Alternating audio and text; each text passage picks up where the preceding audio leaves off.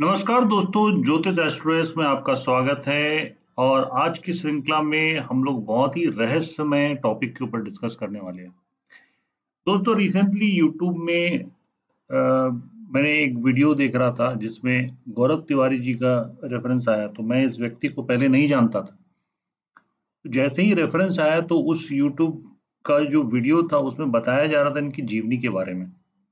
और बहुत ही अजीब सा कोइंसिडेंस था। नॉर्मली मैं बहुत सारे पॉडकास्ट ड्राइव करते करते सुनता हूँ, तो बहुत ही ज़्यादा फैसिनेटिंग, बहुत इंटरेस्टिंग लगा इनकी स्टोरी। तो मैं सुनते सुनते जब मैं घर पे आया, घर पे बैठा ही था, तो मैंने सोचा कि चलो कुछ मूवी देखते हैं।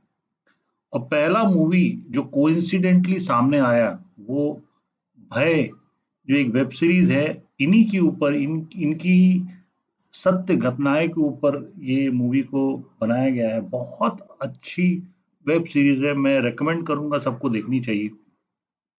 तो ये जो वेब सीरीज है गौरव तिवारी के ऊपर बनाया गया है। जैसा कि आपको आप मेरे बारे में जानते हैं कि मैं एक एस्ट्रोलॉजी का स्टूडेंट हूँ। और मुझे जब भी किसी ऐसे व्यक्ति के बारे में जानने को मिलता है जहाँ पर बहुत रहस्यमय तरीके से बहुत रहस्यमय चीजें होती है, तो मैं डेफिनेटली उनके हॉरोस्कोप को देखता हूँ। और ये हमेशा लोग कहते हैं कि आप कैसे एक्यूरेट टाइम और डेट ऑफ बर्थ निकाल लेते हैं। तो मैं accurate date of time of birth नहीं निकालता हूँ। ये मेरा जो रिसर्च बेस्ड होता है, वेबसाइट और ऑनलाइन के माध्यम से होता है।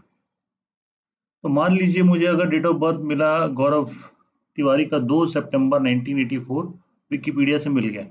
अब मैं अपने रिसर्च और अपने अनुभव से, क्योंकि मुझे 23-24 साल का एक्सपीरियंस हो चुका है, मैं अनुभव से एक टाइम निकालता हूँ और उसको टाइम को करेक्ट करने की कोशिश करता हूँ। कई बार ऐसा क्या होता है कि आपके वेबसाइट में ही आपको टाइम मिल जाती है। तो मैं इस डिबेट में नहीं घुसना चाहता कि टाइम गलत है सही है। आज हम देखेंगे मिस्टर गौरव तिवारी ऐसे क्यों थे। वो इंडिया के नंबर 1 और पहले इंडिया के पैरानॉर्मल इन्वेस्टिगेटर थे, यूएफओ फील्ड इन्वेस्टिगेटर थे। आप जैसा कि देख सक रहे हैं, ये काफी प्रसिद्ध व्यक्ति थे भूतों को पकड़ने के बारे में। और इन्होंने पहली एक कंपनी शुरू की थी इंडिया में जिसका नाम था आईपीएस, इंडियन पैरानॉर्मल सोसाइटी। ये लोगों को हेल्प करते थे। जब आप उनकी वेब सीरीज देखेंगे आप उनको पता चलेगा कि कितने प्रभावी और कितने निडर व्यक्ति थे। तो इनके अंदर में ऐसा क्या गुण था कि आत्माओं से बात कर सकते थे। इनके अंदर ऐसा क्या खूबी थी कि काफी ज्यादा रहस्यमय चीजों को खोजना चाहते थे। ये 6000 से ज्यादा ऐसी जगहों पे जा चुके थे जहां पर पैरानॉर्मल एक्टिविटी होता था। कहीं ना कहीं से कोई कंप्लेन आया था कि कोई ऐसा अदृश्य शक्ति है जो किसी को दिख रही है, किसी को नहीं दिख रही है। इन्होंने ऑस्ट्रेलिया में एक ऐसे मुर्दा घर में अपने आप को बंद कर लिया था सारे रात के लिए, जहां पे 50+ बॉडीज ऑलरेडी रखी हुई थी। तो एक है गौरव तिवारी की, जिसके हॉरोस्कोप में हम ये लगा के देखेंगे ऐसा क्या था इनके चार्ट में कि इनके इनको ऐसा फील्ड में जाना पड़ा। अब जब इंडिया का बात हो रहा है तो फॉरेन के गौरव तिवारी को भी लेते हैं। तो यहाँ पर दो हस्बैंड वाइफ है जिनके बड़े बड़े हॉलीवुड की जो मूवीज हैं, कॉन्जरिंग है, जितने भी घोस्ट मूवी है, बड़े बड़े जो हिट हुए हैं, ये इन दो दंपति को दिखाया गया है, एड एंड लॉरेन। तो ये अपने सारे जीवन इन्होंने इस काम के लिए बिता दिया, घोस्ट हंटिंग में। और इन दोनों में लॉरेन वेरन ही एक ऐसी शख्सियत थी जिनके पास शक्तियां थी, जिनको बहुत स्ट्रांगली एक ऐसा पावर था जिससे वो आत्माओं से बात कर सकती थी। और बहुत सारी हॉलीवुड की मूवी बनी है जो इनके ऊपर आधारित है। तो हम ये दोनों व्यक्ति के ऊपर ही आज बात करेंगे, इन दोनों व्यक्तियों का हॉरोस्कोप। हालांकि लॉरेन जी का हॉरोस्कोप काफी अच्छे तरीके से प्रेजेंट है, इनका date of birth, time birth online मौजूद है, तो उसको यूज करके हमने चार्ट को बनाया और ऐसा महसूस किया कि चार्ट सही है। चलिए अब दोनों के हॉरोस्कोप पे आते हैं। ये जो हॉरोस्कोप है ये लॉरेन का है। आप देखिए कोई भी पैरानॉर्मल एक्टिविटी के बारे में कोई भी व्यक्ति बहुत ज़्यादा रुझारू होता है, बहुत ज़्यादा जानने की कोशिश करता है, रहस्यमय विद्या को सीखने की कोशिश करता है, जैसे एस्ट्रोलॉजी भी एक रहस्यमय विद्या है। लोग काफ़ी ज़्यादा इसके बारे में जानना चाहते हैं, सीखना चाहते हैं क्योंकि ये रहस्यमय है। और ये विद्या तभी बहुत ज़्यादा स्ट्रांगली आपके ऊपर हावी हो जाता है या आप कुछ सीखना चाहते हैं, जब 8वें घर का इन्वॉल्वमेंट होता है। 8वां घर शनि और राहु केतु इन सब प्लैनेट्स का अगर इन्वॉल्वमेंट बहुत ज्यादा हो जाता है 8वें घर पे या 8वें घर का स्वामी पे होता है तो लोग इन सब चीजों में आकर्षित हो जाते हैं। हालांकि मैं नाड़ी एस्ट्रोलॉजी बहुत अच्छे तरीके से जानता हूँ, समझता हूँ। अगर आप इनकी कॉम्बिनेशन देखेंगे, ये नक्षत्र टेबल है नीचे में जहाँ पे हाउसेस के कॉम्बिनेशन के हिसाब से पता चलता है। अगर इस कुंडली में अगर मैं एस्ट्रोलॉजर लगाऊं तो देखिए एक अच्छे एस्ट्रोलॉजर के लिए 9th हाउस स्पिरिचुअलिटी ये बहुत ज्यादा गॉड फेयरिंग थी, मतलब गॉड को मानने वाली, भगवान में आस्था रखने वाली, तभी तो ईविल से लड़ रही थी। तो यहाँ पर बहुत जबरदस्त तरीके से 9वां घर और 11वां घर इन्वॉल्व है। और 8वां घर की जो शक्ति है, जो अकल्ट जो भूत प्रेत से बात करना या इस तरह की विद्याओं को समझना जो किसी को नहीं समझ में आता, रहस्यमय विद्या। 8वां घर एक ऐसा जगह है जहाँ वो बहुत रहस्यमय चीजें हैं जो किसी को नहीं समझ में आता, वो 8वें घर में है। अगर आप इनकी कुंडली में देखेंगे, एस्ट्रोलॉजर भी डालिएगा तो 8वां 9वां घर 11वां घर बहुत स्ट्रांगली दिख रहा है। तो ये एक ऐसी व्यक्ति है जो बहुत ज्यादा क्रिएटिव है, क्रिएटिव काम करती है, मतलब फ्रीलैंसिंग, ये अपने क्रिएटिव से जुड़ा हुआ काम करती हैं। और कम्युनिकेशन क्रिएटिविटी इनके पूरे कुंडली में। तो ये ऐसे व्यक्ति नहीं है कि ये जॉब कर रही है, बिजनेस कर रही है, इनका एक स्किल सेट है, आत्माओं से कम्युनिकेशन करना इनका स्किल है और उसको स्किल को लेवरेज करके वो काम कर रही है उसके ऊपर। ऑकल्ट बहुत स्ट्रांगली है, बहुत इंट्यूटिव व्यक्ति हैं क्योंकि 8वां घर बहुत इन्वॉल्वमेंट है। तो इनके कुंडली में ही देख के पता चलता है कि ये एक ऐसी व्यक्ति रही हैं जहाँ पे ऑकल्ट, इंट्यूशन, एस्ट्रोलॉजी इन सब चीजों का बहुत स्ट्रांग कॉम्बिनेशन देखने को मिलता है। अगर इनकी कुंडली पे गौर डालें तो इनका जो 8वां घर का जो मालिक है, जो 8th हाउस का जो लॉर्ड है, वो जुपिटर है। आप देखिए जुपिटर राहु के नक्षत्र में बैठा हुआ है, शतबीसा नक्षत्र। शतबीसा नक्षत्र एक ऐसा नक्षत्र है जिस नक्षत्र में मैंने भी जन्म लिया है, इज 100 फिजिशियन टू गॉड। तो शतबीसा नक्षत्र एक ब्लैक होल है जिसमें बहुत सारे रहस्य छुपे हैं। तो ऑलरेडी जुपिटर राहु के नक्षत्र में बैठा है। अगर आप देखिएगा राहु जो है, राहु 7, 8, 9, तो राहु ऑलरेडी जुपिटर के ऊपर दृष्टि डाल रहा है। तो 8वें घर का जो कनेक्शन ऑलरेडी हो चुका है राहु के साथ, जुपिटर खुद राहु के नक्षत्र में बैठा हुआ है, राहु इन्वॉल्व हो गया। अब ये जो 8वें घर का जो लॉर्ड है जुपिटर, ये खुद राहु को देख रहा है। आप समझिए राहु और जुपिटर का जो कॉम्बिनेशन बना, अब ये मन के ऊपर भी आओ तो केतु और मून का जो कॉम्बिनेशन है, बृहस्पति के राशि में बैठे हुए हैं। आप देखिएगा इनका जो केतु बैठा है वो सैजिटेरियस राशि में बैठा है और इनका जो चंद्रमा है वो केतु के साथ इन्वॉल्व है, राहु से दृष्ट है। ये जुपिटर राहु को देख रहे थे, एक अजीब सा कॉम्बिनेशन, ये कंसल्टेंसी का हाउस है। एक अजीब सा कॉम्बिनेशन बना यहाँ पे, जहां पे ये देखने को मिलता है कि एक तरीके से 8वें घर का एक जबरदस्त कॉम्बिनेशन बना। अब इनके चार्ट में आप देखिएगा, चंद्रमा जो है राहु के सब लॉर्ड में बैठा है, बृहस्पति राहु के नक्षत्र में बैठा है, शनि खुद राहु से इन्वॉल्व हो गया। शनि का इन्वॉल्वमेंट यहाँ पे बहुत अच्छे तरीके से देखा जाना चाहिए।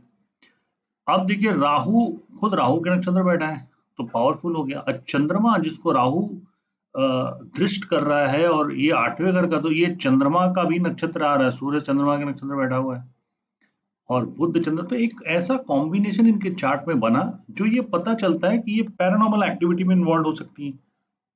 ये एक ऐसा हॉरोस्कोप है जहाँ पे एस्ट्रोलॉजी बहुत अच्छा तरीके से दिखता है, इंट्यूटिव काम और क्रिएटिव स्पिरिचुअल तरीके से काम। अब इनका नाम में इतनी प्रसिद्धि इसीलिए आई क्योंकि पहला घर इन्वॉल्व हो रहा है, फेम।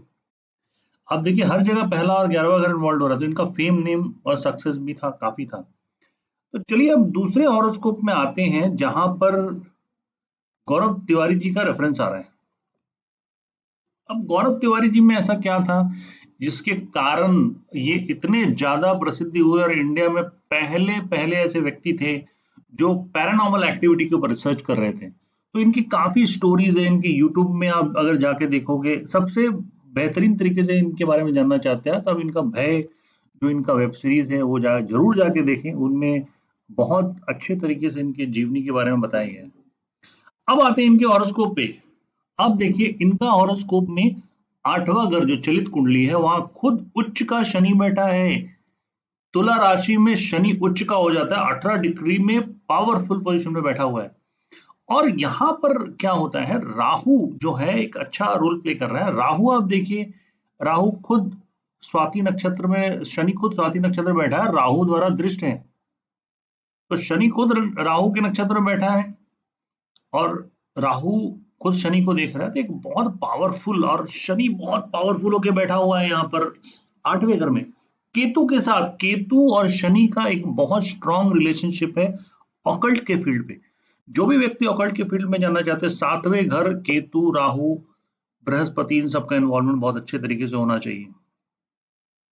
इनका खुद का जो भाग्य स्थान का मालिक है मंगल, वो खुद अष्टम स्थान पे बैठा हुआ है। तो अष्टम स्थान में काफी जमावड़ा होकर रखा हुआ है। तो अष्टम का काम तो इनको करना बहुत ज्यादा लाजमी था। पहले के दिनों में इनको एविएशन और फ्लाइट पायलट बनना था।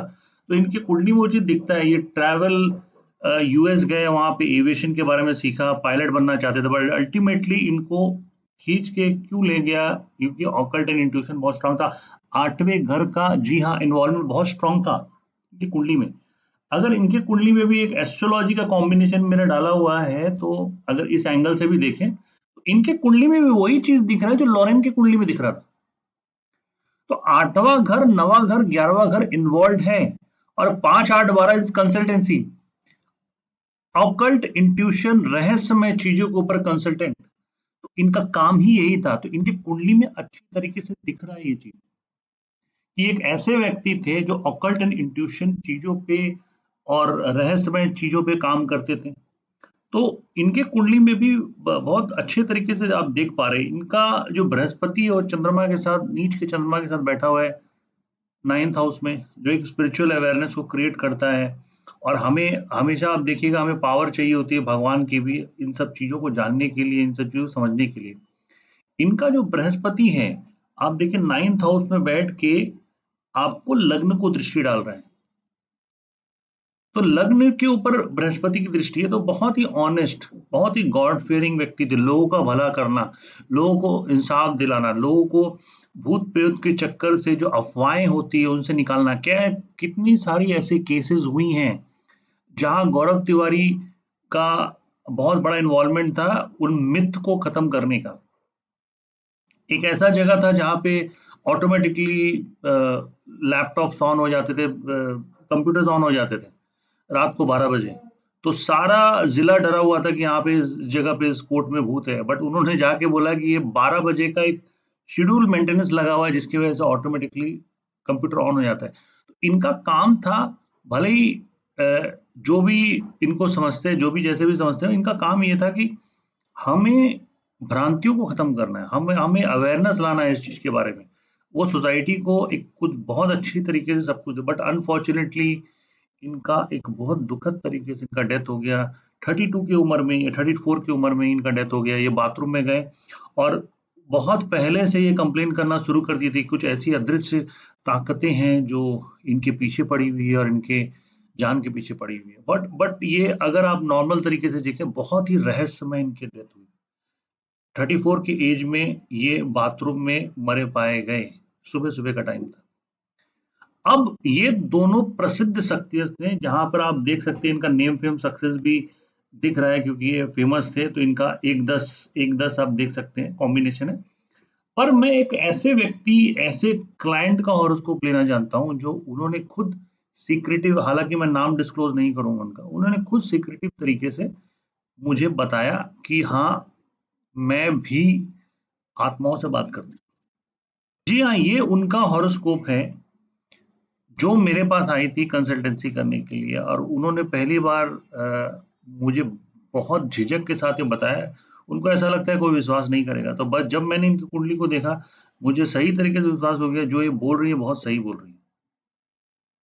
आप इनके 8th हाउस को देखिए, वहां खुद सूर्य अपने राशि में बैठा है, बुध के साथ, वीनस के साथ, शनि खुद देख रहा है।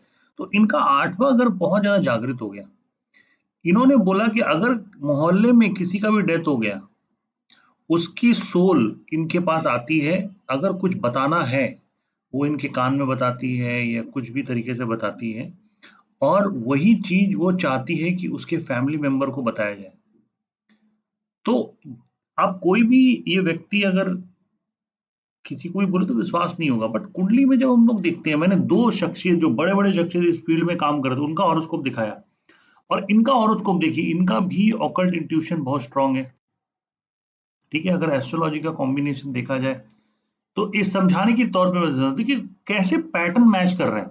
मैंने कुछ नहीं बताया, मैं ये नहीं बता रहा हूँ कि ये बात कर पा रही है कि नहीं। आप तीनों हॉरोस्कोप में आप देखिएगा, दोनों, एक तो बहुत जग जाहिर है कि वो दोनों पैरानॉर्मल में काम करते थे, बट ये व्यक्ति भी मेरे पास आया और मुझे खुद ये अपना वर्णन बता रहा है कि ऐसा हो रहा है और ये बहुत डरी हुई है, क्योंकि सबसे पहला चीज है इनके पापा के साथ इनकी बात होती है। ये बहुत पॉजिटिवली बोलते थे। अचानक से फिर इनको ऐसा महसूस हुआ कि रास्ते में चलते हुए एक व्यक्ति को लगा इनके कान में कुछ कह रहा है, तो वहां से इनका एक्सपीरियंस शुरू हुआ। पहले वे डर गए, फिर उनको लगा कि मोहल्ले में ऐसा कुछ होता है तो इनके पास वो चीज आती है, वो शक्ति आती है और बहुत पीसफुली सब चीज होता है, तो इनको कभी भी कोई डिस्टर्बेंस नहीं हुआ। ये अपनी लाइफ में बहुत खुश हैं। बट आप जैसे तलाश मूवी में देखते हैं, वहां पे एक लेडी रहती है जो आमिर खान को बताने की कोशिश करती है कि आपका बच्चा मेरे से कम्युनिकेट करना चाहता है। तो कई बारी इस भय के एपिसोड में भी बताया गया है कि आप कोई भी इमोशनल टाई अगर रखते हैं, कुछ ऐसा बात या कुछ इमोशनल कनेक्शन बहुत स्ट्रांगली आप पकड़ के रखते हैं, तो उनको अपने वर्ल्ड में जाने में तकलीफ होती है। वो इस जन्म में इस वर्ल्ड से कनेक्शन तोड़ नहीं पाते। तो इमोशनल बॉन्ड जो लव, अफेक्शन या कोई गिल्ट होता है, उसके कारण वो सोल यहाँ से डिटैच नहीं हो पाती। इसीलिए हमारे इमोशंस को, हमारे लव इमोशंस को, हमारे गिल्ट को, या हम कुछ ऐसा कुछ करना चाहते थे, बोलना चाहते थे, इन सब चीज़ के ऊपर उठ जाना चाहिए और हमें इसको प्रार्थना करनी चाहिए कि यू प्लीज़ गो, जैसे हम बोलते हैं rest in peace, oh God please rest the soul in peace. तो उनको डिस्टर्ब नहीं करना चाहिए, उनको जाने देना चाहिए। तो हालाँकि इस हॉरोस्कोप में भी हम देखते हैं 8वां घर बहुत ओवर एक्टिव है और यहाँ पर क्लियर कट जो पहले 2 कॉम्बिनेशन थे, इस हॉरोस्कोप में कॉम्बिनेशन मैच कर रहे हैं। ये मैंने कुछ नहीं बनाया, ये बर्थ डिटेल है, आप भी डाल सकते हैं। बर्थ डिटेल आप जैसे ही डालोगे आपको 8, 9, 11 बहुत ज़्यादा दिखना शुरू हो जाएगा। तो आप समझ लीजिए कुछ ना कुछ ऑकल्ट से लेना-देना है। कुछ लोग में बहुत हाइपर एक्टिव हो जाता है, कुछ लोग में कम होता है। कुछ लोग बहुत ज़्यादा इस चीज़ से आकर्षित होते हैं, कुछ लोग कम होते हैं। और एस्ट्रोलॉजी एक गाइडेंस है, ये प्रिडिक्टिव टूल नहीं है, ये गाइडेंस है। आपको यहाँ से गाइडेंस मिल सकता है। कई व्यक्ति में बहुत स्ट्रांगली ऑकल्ट के गुण हैं, बट वो नहीं कर रहे हैं। उनका फ्री विल है, वो फ्री विल से अपने कॉम्बिनेशंस को यूज करते हैं और वो आगे बढ़ रहे हैं अपने लाइफ में। तो ये गलत नहीं है कि आपके ऑकल्ट के कॉम्बिनेशन आ रहे हैं फिर भी आप नहीं कर रहे हो, ये एस्ट्रोलॉजी गलत है, ऐसा नहीं है। मैं दिन रात लास्ट कितने सालों से हॉरोस्कोप देखता जा रहा हूँ, देखता जा रहा हूँ, देखता जा रहा हूँ, तो ये निष्कर्ष, ऐसा एक हॉरोस्कोप नहीं है, मेरे पास पचासों हॉरोस्कोप, पचासों हॉरोस्कोप ऐसा है जहाँ पे लोग डॉक्टर हैं, जहाँ पे लोग साइकिक हैं, लोग लॉयर का काम कर रहे हैं, कोई सेलिब्रिटी है, कोई क्रिएटिव व्यक्ति है, हर पैटर्न मैच करता है। कोई गे है, गे के ऊपर भी मैंने कॉम्बिनेशन बनाया, तो सारे गे वाले का हॉरोस्कोप जब मैं देखता हूँ पैटर्न मैच करता है। तो इसी तरीके से हम एस्ट्रोलॉजी में कॉम्बिनेशन को देखकर समझ सकते हैं कि हम किस तरह के व्यक्ति हैं और हमें क्या ऐसे लाइफस्टाइल चेंजेस करने चाहिए, क्या ऐसा अलाइनमेंट करना चाहिए कि हमारा लाइफ एक स्मूथ लाइफ गुजरे। प्लीज एस्ट्रोलॉजी को प्रिडिक्शन के तौर पे ना देखें, ये एक गाइडेंस टूल है जहाँ पे आपको गाइडेंस मिल सकता है कि आपको क्या करना है। तो यहाँ मैं अपने वाणी को विराम देना चाहूंगा। आशा करता हूँ कि ये एपिसोड आपको बहुत अच्छा लगा होगा। अगर कोई भी आप कमेंट करना चाहते हैं, कमेंट सेक्शन ओपन रहेगा, वहाँ पे कमेंट कर सकते हैं। और प्लीज प्लीज प्लीज मेरे चैनल को सब्सक्राइब करिए, मैं बहुत लिमिटेड वीडियो बनाता हूँ। अगर सब्सक्रिप्शन बढ़ेगा तो मुझे भी मोटिवेशन मिलेगा कि मैं और भी वीडियोस बनाऊं। नमस्कार, फिर मिलते हैं।